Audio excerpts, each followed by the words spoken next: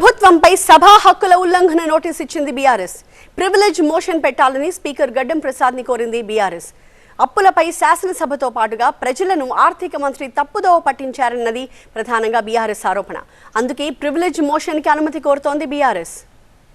ఇదే అంశంపై మీడియాతో చిట్ చాట్లో బీఆర్ఎస్ వర్కింగ్ ప్రెసిడెంట్ కేటీఆర్ మాట్లాడారు. అప్పులపై ప్రభుత్వం తప్పుదోవ పట్టిస్తోందంటూ కేటీఆర్ ఆరోపించారు. రాష్ట్రానికి 3,90,000 కోట్ల అప్పు ఉందని ఆర్బీఐ చెప్తుంటే ప్రభుత్వం మాత్రం 6,90,000 కోట్ల అప్పు ఉందని చెప్తోంది. అప్పుల విషయంలో ప్రజలతో పాటు సభని కూడా ప్రభుత్వం తప్పుదారి పట్టిస్తోంది అన్నారు కేటీఆర్. అందుకే స్పీకర్కి ప్రివిలేజ్ మోషన్ ఇచ్చామని చెప్పారు. దీనిపై సభలో చర్చకు అనుమతి ఇవ్వాలని కోరామని చెప్పారు కేటీఆర్. ప్రభుత్వం ప్రోటోకాల్ పాటించట్లేదు, ఓడిన అభ్యర్థుల్ని వేదికలపైకి తీసుకొస్తున్నారు, వెంటనే చర్యలు తీసుకోవాలని కోరామని కూడా చెప్పారు కేటీఆర్. ప్రస్తుతం కేటీఆర్ మాట్లాడుతున్నారు, లైవ్ లో చూద్దాం. పెడితే జైలు, ఆఖరికి ఎల్ఎన్టీ లాంటి ప్రముఖ సంస్థ, అంతర్జాతీయ సంస్థ, దాని సిఎఫ్ఓ ఒక్క మాట అంటే మీ ఫ్రీ బస్ వల్ల మా రైడర్షిప్ తగ్గింది అంటే నిన్ను కూడా జైలుకు పంపుతాననే ఒక నియంతృత్వ పోకడ ఏదైతే ముఖ్యమంత్రి రేవంత్ రెడ్డి పోతా ఉన్నాడో ఆయనకు ఒకటే చెప్తా ఉన్నాం. ఇవాళ గిరిజన రైతులు ఎవరైతే కొడంగల్ బిడ్డలు సంగారెడ్డి జైల్లో ఉన్నారో, చెర్లపల్లి జైల్లో ఉన్న మా నాయకుడు పట్నం నరేందర్ రెడ్డి, మాకు న్యాయ వ్యవస్థ మీద నమ్మకం ఉంది, న్యాయం లభిస్తుంది.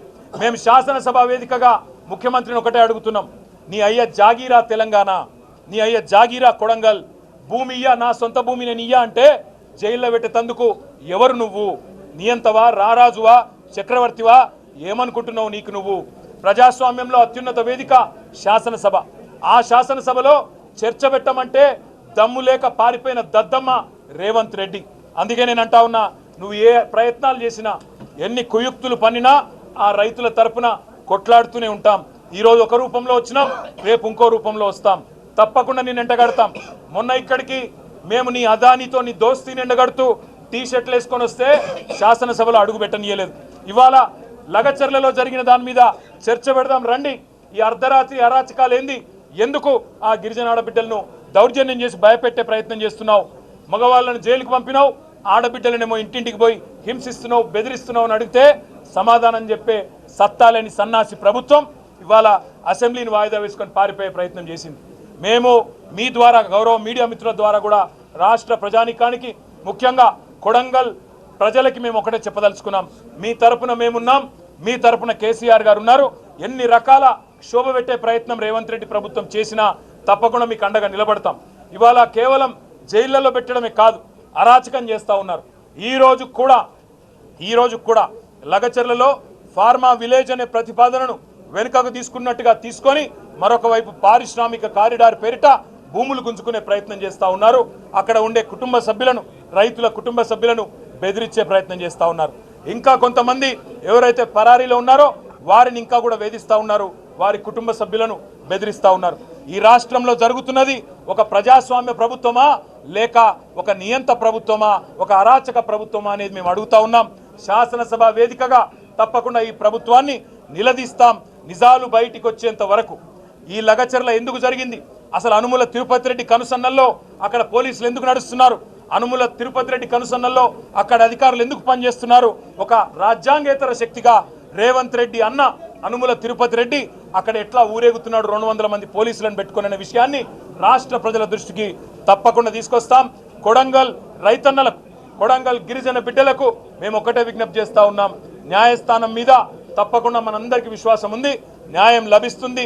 ఇప్పటికే మీరు 35 రోజులు శిక్ష అనుభవించినారు, మీకు తప్పకుండా న్యాయం లభిస్తుంది, మీరు భయపడవద్దు.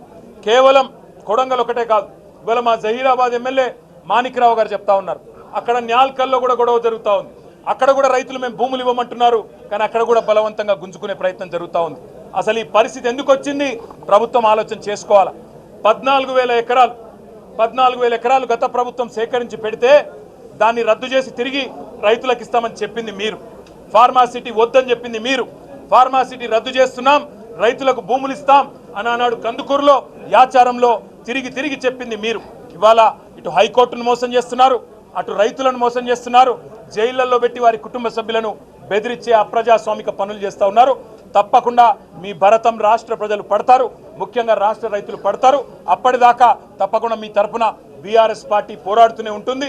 వీళ్లకు రైతులకు జరిగిన అన్యాయాన్ని సరిదిద్దేదాకా, పెట్టిన అక్రమ కేసులు ఉపసంహరించుకునేదాకా, రైతులకు బేషరతుగా ముఖ్యమంత్రికి క్షమాపణ చెప్పి వదిలేదాకా, జైలు నుంచి విడుదలయ్యేదాకా వారి తరపున మా పోరాటం కొనసాగుతూనే ఉంటుంది.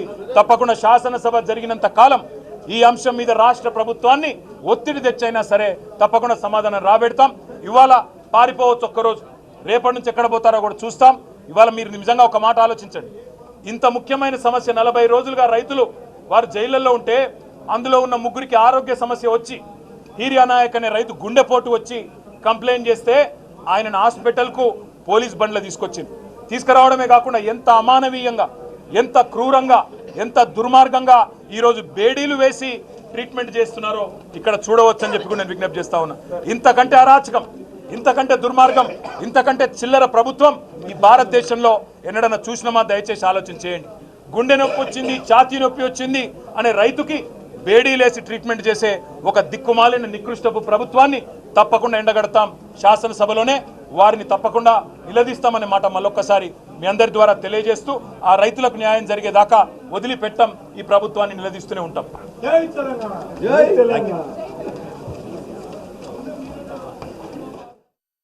గిరిజన రైతులకు సంఖ్యల్లా, గిరిజన రైతులకు సంఖ్యల్లా, గిరిజన రైతులకు సంఖ్యల్లా. ఇదే మీ రాజ్యం, ఇదే మీ రాజ్యం.